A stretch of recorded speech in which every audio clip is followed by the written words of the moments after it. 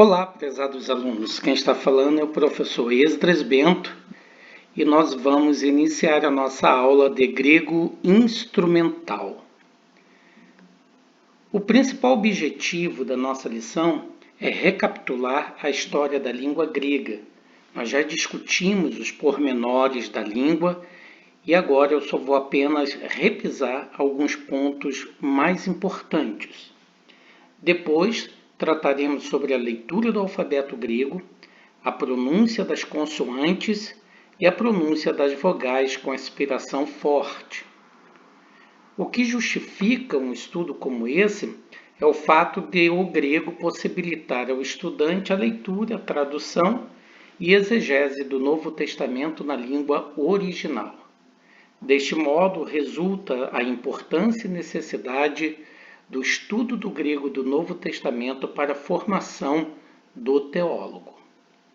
Quando falamos a respeito da história da língua grega, nós discutimos que perpassa por um período muito longo que começa 1500 anos antes de Cristo, na categoria que é chamada de fase formativa. Quando fala-se da fase formativa, nós compreendemos que os dialetos antigos, principalmente o idioma helênico, ele formou-se a partir do desenvolvimento dos dialetos eólico, ático, jônico, dórico e o koiné. Essas diferenças dialetais que existiam na própria língua grega procediam de variados fatores, entre eles o geográfico, pois cada região possui o seu próprio dialeto, porém as cidades dessa mesma localização, por diversas razões de autonomia cultural e política, tinham sua própria variação do dialeto regional. E essas variações são chamadas pelo gramático Celso Cunha de diatópicas, que são variações geográficas. Nós poderíamos ainda falar de uma variada forma de variações, como as socioculturais, chamado de diastráticas, e também as literárias, chamado de diafásicas. Isso que nos fala é o gramático Celso Cunha, na sua conhecida gramática, na página de número 3. Essas diferenças, portanto, geográfica, sociocultural, literária, como também política, elas estão diretamente ligadas ao processo de formação e variação dentro de uma própria língua. Neste aspecto, portanto, no período formativo, se desenvolve-se o grupo da língua eólica ou dialeto eólico, que era composto principalmente pelos falantes da ilha de Lesbos, da Boécia e da Tessália. É nesse aspecto aqui, nessa região, é que nós temos a poesia lírica, monódica, que estava intrinsecamente relacionada a esse dialeto. E destacou-se como poeta Alceu e a poetisa Safo, da ilha de Lesbos, entre diversos outros poetas e poetisas. Nesse período ainda se desenvolve o dórico, que era falado principalmente pelos habitantes de Corinto, Acaia, Creta, Siracusa, entre outras importantes cidades, e foi principalmente responsável pelo gênero lírico. Este gênero poético ele estava geralmente associado ao canto e à dança, e alguns dos seus principais representantes foram Píndaro e Baquílides. Também ainda no período clássico, agora que começa a partir de 900 a.C., desenvolve-se o grego ático, também chamado de jônico ou clássico. Este grego é aquele que é ensinado nas universidades de todo o mundo, quando se fala diretamente do ensino da língua grega jônica ou ática, que é geralmente a língua que se aprende nas grandes universidades e é distinta da língua que nós estamos estudando, que é a koiné. O ático, ele é, na verdade, uma variação do jônio, que era o dialeto dos cultos atenienses. e logo após a guerra contra os persas, tornou-se a língua empregada por diversos literatos gregos. O historiador Tucídides e Xenofonte, o filósofo Platão e Aristóteles, o estrategista Éschilo, Eurípides, Sófocles, o cômico Aristófanes, todos eles, na verdade, utilizaram a língua clássica e escreveram no grego ático ou clássico. Diretamente, os principais textos de história, filosofia, oratória, tragédia, comédia, foram todos eles escritos no dialeto ático, que durou até cerca de 330 a.C. Quando nós olhamos sobre essa perspectiva, nós temos o jônico, que é um desenvolvimento também desse dialeto, que era a língua das cidades da Ásia Menor e das ilhas circunvizinhas. Era o dialeto que escreveu Heródoto, o médico Hipócrates e o próprio imortal Homero.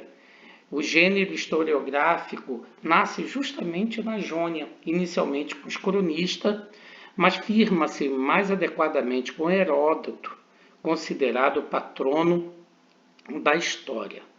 Quando nós observamos diretamente essas perspectivas dialetais, principalmente considerando o gênero literário, não havia na Hélade uma língua nacional. Mas, motivado por fatores culturais e políticos, o ático acabou sobressaindo-se pela importância da região, que é a Ática, e de sua própria época. Como Atenas, no século 5 e 4 a.C., tornou-se o principal centro cultural da Grécia, o ático falado desse período tornou-se a base para o estudo do grego antigo. Basta você lembrar que há inúmeras referências neotestamentárias concernentes à cidade de Atenas. Em uma dessas ocorrências, por exemplo, a verve filosófica, a identidade cosmopolita e idolátrica são destacadas em Atos, no capítulo 17, do versículo 16 e 18, e no versículo de número 21. Logo a partir da língua clássica, nós temos diretamente o desenvolvimento da língua koiné. O mais importante a respeito da língua koiné é que se trata, portanto, de uma língua que marca uma ruptura com a forma clássica. Quando falamos de ruptura, nós queremos dizer, portanto, que se trata de uma língua pós-clássica e principalmente fruto das ações políticas ibéricas de Alexandre Magno. Este imperador, como todo mundo sabe, aproximadamente em 10 anos, de 333 a 323 a.C., estendeu os domínios macedônios à Ásia Menor, Síria, Egito e Fenícia. E como uma das suas formas de governo e estabelecimento da cultura grega, ele simplificou o idioma clássico de tal forma que qualquer palestinense, qualquer sírio, qualquer romano poderia comunicar-se um com os outros. Essa língua, a koiné, que em sentido popular significa comum, vulgar, é a língua do povo, é a língua das pessoas sem escola, é a língua diretamente simplificada para servir para o comércio, para servir para a escrita circular, principalmente daqueles que não habitavam especificamente as regiões da Ática. Quando se fala assim, portanto, nós temos diretamente uma língua simplificada. Você pode ver diretamente no conteúdo, no material que está com vocês, algumas descrições dessas particularidades que nós não vamos aqui repeti-las. Basta dizer que toda a Septuaginta, feita 280 anos antes de Cristo, foi escrita, na verdade, em koiné, como também todo o Novo Testamento. A partir de 330 d.C., nós temos o desenvolvimento do koiné bizantino, que não era mais do que um estágio da koiné. Esse período bizantino, que vai de 330 a cerca de 1453 d.C., relaciona-se à cidade de Bizâncio, que foi fundada em maio de 339 d.C.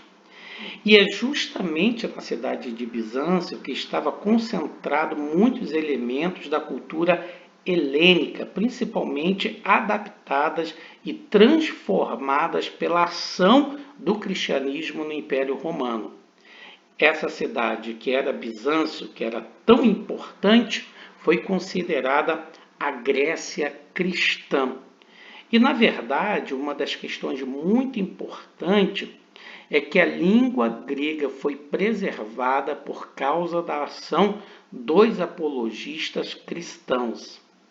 Você deve observar, por exemplo, uma questão muito importante, que é a invasão dos visigodos, em 396 d.C., dos ávaros, no século VI, dos elavos, no século VI e VII, por fim dos turcos, no século VIII, em Atenas, desenvolveram, na verdade, um conceito de recusa-se à língua grega, e com isso mesmo o grego quase que arrefeceu. Isso só não foi possível por causa do cristianismo, dos seus apologistas, apologetas, polemistas, que continuavam escrevendo em grego. E é justamente quem escreve nessa língua é Irineu, Hipólito, Clemente de Alexandria, Orígenes, Tertuliano, Atanásio, João Crisóstomo, Jerônimo, Ambrósio, entre outros grandes capadócios. Esse processo do grego koiné, chamado de bizantino, ele vai durar até 1453, não é isso? Quando então começa o processo do grego moderno e otacista, que tem como grande formulador o alemão Reuchlin, que era tio de Felipe Melanchthon. O grego da Grécia atual, chamado de Hellenic Democratia, é o resultado, na verdade, da evolução diacrônica do idioma grego desde o período formativo. Nós temos então de 1500 a.C. até 1453 como um processo do desenvolvimento do grego da Grécia moderna. Depois de a Grécia ser conquistada pelo Império Turco Otomano no século XV, a Grécia, influenciada pelo renascimento cultural do século XVIII, rebelou-se contra os turcos entre 1821 e 1822, de tal modo que em 1832 um novo reino grego foi estabelecido, mas tendo o território ampliado somente a derrota dos turcos nas guerras balcânicas em 1913.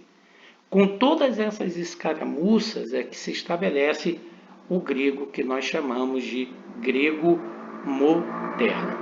Voltando, portanto, a koiné, quais seriam, portanto, uma das características dessa língua? Principalmente a simplicidade e linguagem corrente. Ela pretende ser, portanto, a língua do povo comum e não uma língua dialética. Ela tem a qualidade de ser comum no sentido de ser vulgar, cultural, acessível a qualquer habitante da Palestina ou da Síria. Quando nós olhamos sobre esse ponto, portanto, fica claro que a descoberta moderna da koiné deve-se, de fato, ao labor, erudição e persistência do papirologista e pastor alemão Gustav Adolf Dasmann, nascido em 1866 e falecido em 1937. Foi ele, portanto, que identificou que a língua do grego do Novo Testamento não era uma língua especial que o Espírito Santo havia concedido aos escritores para escreverem, mas se tratava, na verdade, de um dialeto comum, vulgar. Daí o nome Koiné. E ele diz, portanto, na sua obra Introdução Bíblica, não editada em português, mas em alemão e inglês, ele chega a dizer mesmo que Paulo não falou a língua do poeta Homero, dos tragedistas ou de Demóstenes, mas o koiné, semelhante ao da Septuaginta.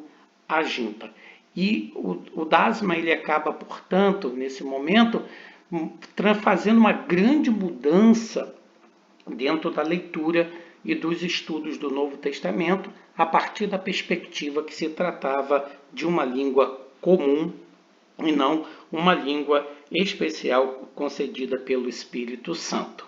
E eu oriento você a dar uma olhadinha diretamente no seu material didático para ver o desenvolvimento desses conceitos. Vejamos então o alfabeto. O alfabeto grego, como é sabido, ele é constituído de 24 letras.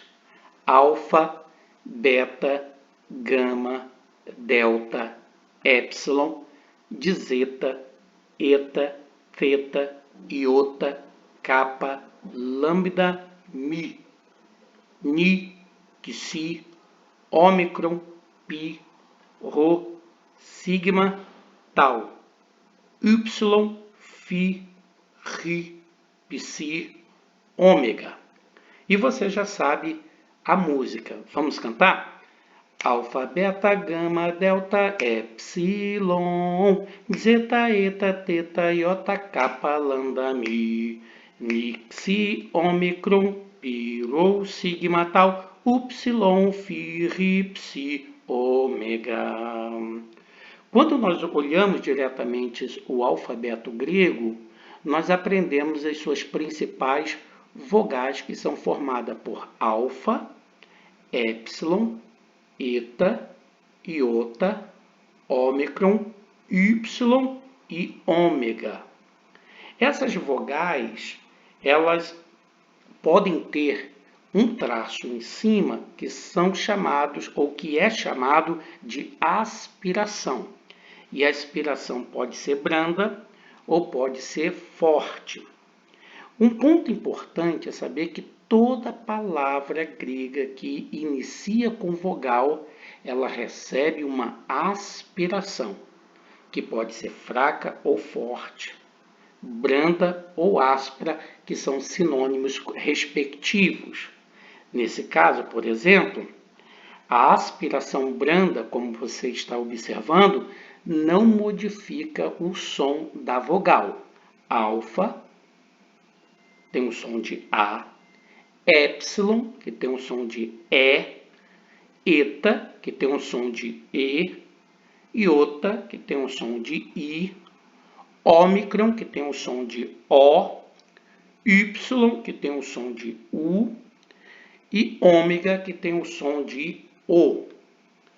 Com a aspiração forte, naturalmente o som dessas vogais recebem e sofrem alteração. Por exemplo, veja a aspiração. O alfa, nós vamos ler Ra. O épsilon, com aspiração forte, leremos Ré. O eta, com aspiração forte, nós leremos Rê. O iota, com aspiração forte, leremos Ri. O ômicron, com aspiração forte, leremos Ró. O Y, com aspiração forte, leremos Ri. E o ômega, com aspiração forte, leremos Rô. As vogais, portanto, são alfa, épsilon, eta, iota, ômicron, y e ômega. Com aspiração branda, não recebe nenhum tipo de modificação na pronúncia, mas com aspiração forte é modificado como se estivéssemos pronunciando com R, mas na verdade a transliteração, como você já sabe, é H. E assim, Ra, Ré, Ri, Ri, Ró, Ri, Ro. Nesse aspecto, portanto, nós temos algumas vogais duplas, que é o épsilon, que se pronuncia sempre aberto, como na palavra fé, até, café, e o eta, que se pronuncia sempre fechado, como na palavra você, efemérides. O épsilon com aspiração branda não modifica o som, continua com o som de E. O eta com aspiração branda também não modifica o som e continua E. O épsilon com aspiração forte é pronunciado Ré. E o eta com aspiração forte é pronunciado Ré. Ômicron sempre aberto, como na palavra óculos. Ômega sempre fechado, como na palavra oco. Assim, com aspiração branda, O. Com aspiração branda, O. Com aspiração forte, Ró. Com aspiração forte, Rô. Vejamos, portanto, uma forma de fazer uma prolação das sílabas juntando diretamente a consoante com as vogais. Começando pela letra B, beta. Ba, bé, be, bi, bo, bu, bu. Ga, ge, ge, gi, go, go. Cu, gu. Da, de, di, do, do, du, gu. Dza, dzé, dzé, dizi, dizó, dizô, dizu, dizi. Fa, fé, fê, fi, fó, fô, fu, fi. Ca, que, qui, có, co, cu, qui. La, lé, lê, li, ló, lo, lu, li. Ma, me, mi, mo, mu, mu. Na, né, ne, ni, no, nu, nu. Quiçá, quissé, quissê, quissi, quissó, quissô, quissu, quissu. Pá, pé, pê, pi, pó, pô, pu, pu. Rá, ré, rê, ri, ró, rô, ru, hu. Sa, sé, se, si, só, so, su, su. Ta, té, te, ti, to, tu, tu. Fa, fé, fe, fi, fó, fo, fu, fu. Ra, ré, rê, ri, ró, ro, ru, ru. Pissá, pissé, pissê, pissi, pissó, pissô, pissi. Assim, portanto, vamos fazer um exercício de leitura. João, capítulo 1. Em arre, em rologos, kai rologos em proston theon, kai theos em rologos. Repita, por favor. Em arre, em rologos, kai rologos em proston theon, kai theos em rologos. Repita.